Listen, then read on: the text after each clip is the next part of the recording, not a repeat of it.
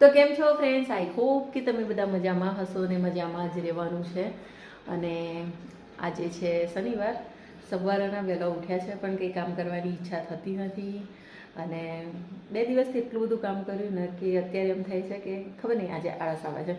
તો સવારનું અમે શું કર્યું, ખાલી મેં છે ને જુઓ આ વાસણ ઘસે, હું બતાવું તમને.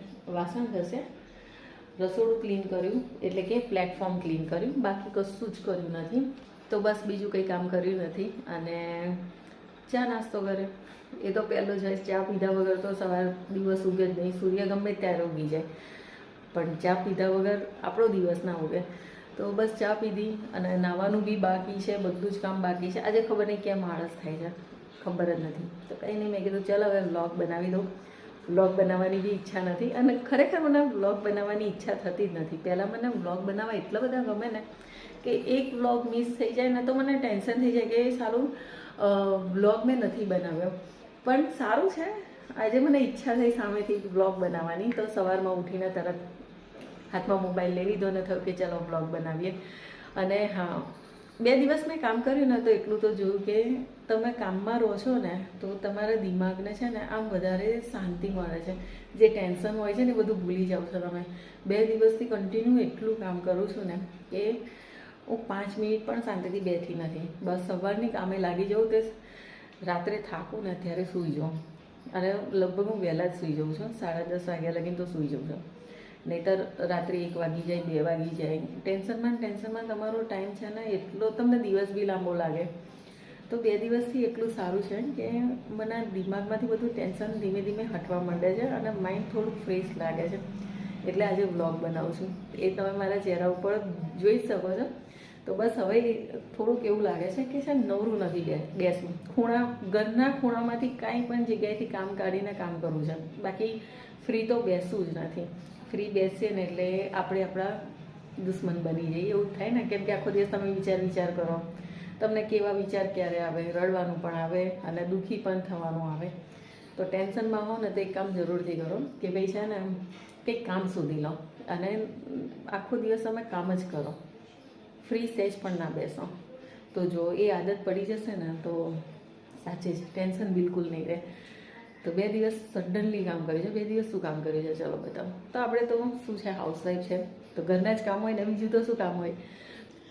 તો આ કોર્નર મેં સાફ કર્યું, ફ્રીજ સાફ કર્યું અને ઉપરનું ફ્રીઝર બાકી છે.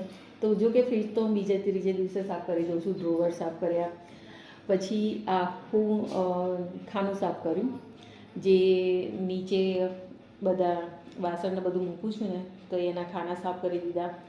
ઉપરની સાઈડ બધું સાફ કર્યું. પછી આ ડ્રોવર જે છે કાચની બોટલોને એવું, એ બધું સાફ કર્યું. દિવાળી વખતે મેં સાફ કર્યું હતું પણ એમાં શું થાય છે કે અઠવાડિયે 15 દિવસે કે મહિને એક વખત ડીપ ક્લિનિંગ કરવું જ પડે, નહીં તો તમારે બહુ ગંધાતું થઈ જાય ને, મને નથી ગમતું એ. અને અહીંયા જુઓ, અહીંયા મેં બધો નકશો બદલી નાખ્યો, એકદમ બધું ચેન્જ કરી નાખ્યું. તો ચલો લાઇટ કરું ફરી તો જ તમને બતાવું. લાઇટ કરું ને તો તમને કમ્પ્લીટ દેખાય બી ખરું. તો એ આખું ખાનું છે ને મેં ચેન્જ કરી દીધું છે. તો જો બતાવું, અહીંયા છે ને બધું ચેન્જ કરી દીધું છે. તો આજે ગાર્લિકના એના ડબ્બા ત્યાં પડ્યા હતા કબાટ ઉપર, તો અહીંયા મૂકી દીધા છે. આની સ્વિચ બગડી ગઈ છે તો આને રિપેરમાં આપવાનું છે. પછી અહીંયા જો થોડુંક ડેકોરેશન કર્યું છે, બહુ સરસ લાગે છે. ખબર નહીં વિડીયોમાં કેવું લાગે છે પણ રિયલમાં છે ને આમ આંખે જોઈએ ને તો આપણને ગમે. રસોડું મને એવું ગમે કે થોડુંક ડેકોરેશનવાળું હોય, ક્લીન હોય તો આપણને રસોડામાં કામ કરવું ગમે. પણ અમારા બેનબા છે ને એ કશું જવા નથી દેતા. પછી આ જે બોટલો છે ને મસાલાની, જો નજીકથી બતાવો, આ બોટલો મેં લગભગ 1 વર્ષ જેવું થયું છે. અને આ સેટ આખો લીધો હતો અને આ સેટ આખો લીધો હતો. તો અત્યારે મેં એને કાલે છે ને યુઝ કરવા માટે કાઢી. મને થયું કે ચાલ અંદર મૂકી રાખીને શું કરવાનું, તો થોડુંક યુઝ કરી લઈએ. તો રિયલમાં યાર બહુ મસ્ત લાગે છે. જો બહુ સરસ લાગે છે, લુક એકદમ અલગ જ આવે છે આનો. અને આમ જુઓ તમે, આના કરતાં આનો લુક કેવો આવે છે ને આના કરતાં આનો લુક કેવો આવે છે. તો મને એવું થયું કે આનો આખો સેટ લીધો ને એના કરતાં આ 2 સેટ લઈ લીધા હોત ને તો બધી જ બોટલો સરખી થઈ જાત ને બહુ સરસ લાગે. તો આમાં બધા મસાલા ભર્યા છે અને છે ને મસાલા વધારે આની અંદર વધારે માય છે, વધારે આવે છે મસાલા બધા, એટલે તમારે 3-4 દિવસે છે ને પતી ના જાય. જેને ફેમિલી મોટું હોય ને એના માટે યુઝ કરવા માટે બેસ્ટ ઓપ્શન છે આ બી સારું છે. કાચની બોટલ છે, સારું બી લાગે છે, પણ અહીંયા છે ને તમને હળદર છે, મરચાંના છે, એના દાગ પડી જશે. આમાં બી પડી જશે, પણ આને તમે ક્લીન કરી શકો છો. અને આને છે ને તમારા હાથમાંથી પડે ને તો બહુ ચિંતા નહીં, બીક નહીં એમ. લગભગ તૂટતું તો નથી, પણ આને છે ને ખાલી સહેજ ટચ થાય ને તો તરત તૂટી જાય છે. 1-2 બોટલ મારે તૂટી ગઈ છે, પણ મને આ વધારે પસંદ આવી યુઝ કરવામાં આના કરતાં. તો આની લિંક હું તમને મેન્શન કરી દઈશ ને આની લિંક બી હું મેન્શન કરી દઈશ. તો ચલો હવે બધું કામ બતાવી દીધું તમને, અને બનશે ને તો આજનો વ્લોગ આજે જ તમારી સાથે શેર કરી દઈશ, અત્યારનો વ્લોગ. તો જાનસીને કહું કે ફરી ચા બનાવી ભાઈ, તો ચા પી લઉં હું. તો આ રૂમમાં છે ને ઉપરનું મારિયામાં, ઓય તું ચા બનાવી પહેલાં હેડ ભાઈ, થોડીક ચા બા પી લઈએ ને તો થોડુંક આમ શું કહેવાય એનર્જી આવે. આ રૂમના મારિયામાંથી ગરમ કપડાં કાઢવાના છે, બધું ગોઠવીને મૂક્યું છે, આ બેને મૂક્યું છે. તો ખબર નહીં હવે શું થાય શું નહીં, ક્યાં મૂક્યું છે ક્યાં નહીં શોધવું થોડુંક મુશ્કેલ લાગે છે. તો મને એમ થાય છે કે થોડીક ઠંડી પડે છે, વધારે ઠંડી પડે ને તો આ બધું ફેંદવું પડે, એના કરતાં પછી આની અંદરથી ગરમ કપડાં કાઢીને. ઠંડી હજુ એટલી બધી ના કહેવાય, નહીંતર આ સ્વેટર વગર તો ઊભું પણ ના રહેવાય.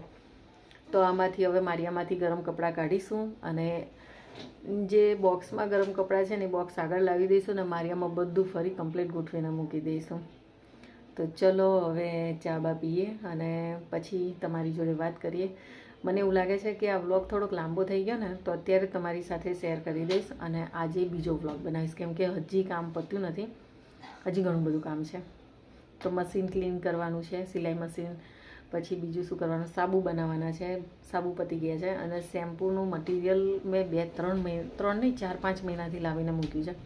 તો શેમ્પૂનું પહેલી વખત શેમ્પૂ ઘરે બનાવીશ. સાબુ તો મેં ઘણી વખત બનાવી દીધા, પણ શેમ્પૂ પહેલી વખત બનાવીશ. તો એ વિડીયો બી તમારી સાથે શેર કરીશ. તો ચલો હવે, કેમ કે શેમ્પૂ બનાવવામાં છે ને 2 દિવસ લાગે ને, સાબુ તો 10-15 મિનિટમાં બની જાય તમારે, એટલે શેમ્પૂનો એક અલગ વિડીયો આવશે. તો ચલો હવે ચા બનાવ્યા બેનબા, અને આપણે ચા પી લઈએ અને પછી વ્લોગ એન્ડ કરીએ. શેમ્પૂનું બધું મટીરિયલ અહીંયા જુઓ, શેમ્પૂ બનાવવાનું, સાબુ બનાવવાનું. તો હમણાં સાબુ બનાવી દઈશ, અને કાચની વધારાની બોટલો છે ને બોક્સમાં મૂકી દઈશ. તો બધું કાઢીને જ મૂક્યું છે, જેથી આંખો સામે રહે ને તો આપણને કામ દેખાય, નહીંતર અંદર ઘરના ખૂણામાં હોય ને તો ખબર જ નહીં પડતી. તો અહીંયા જાનસી ચા બનાવે છે, અને આજે એક વસ્તુ બની કે ઋષિની મમ્મીએ છે ને સ્ટેટસ મૂક્યું હતું. તો એ સ્કૂલ જતા સ્ટેટસ હતું, અને મને એમ કે એનો બર્થડે છે. હવે એમાં થયું શું, એમાં મારું બી વાંક નથી. આજે છે 8/11, ઋષિનો અને મારા ભાઈનો, નાનો ભાઈ છે ને શંભુ, બંનેનો જન્મદિવસ એક જ તારીખે આવે છે. ખાલી વરસ અલગ અલગ છે, જોકે એ તો હોય જ તે, એ વરસ તો અલગ અલગ જ હોય.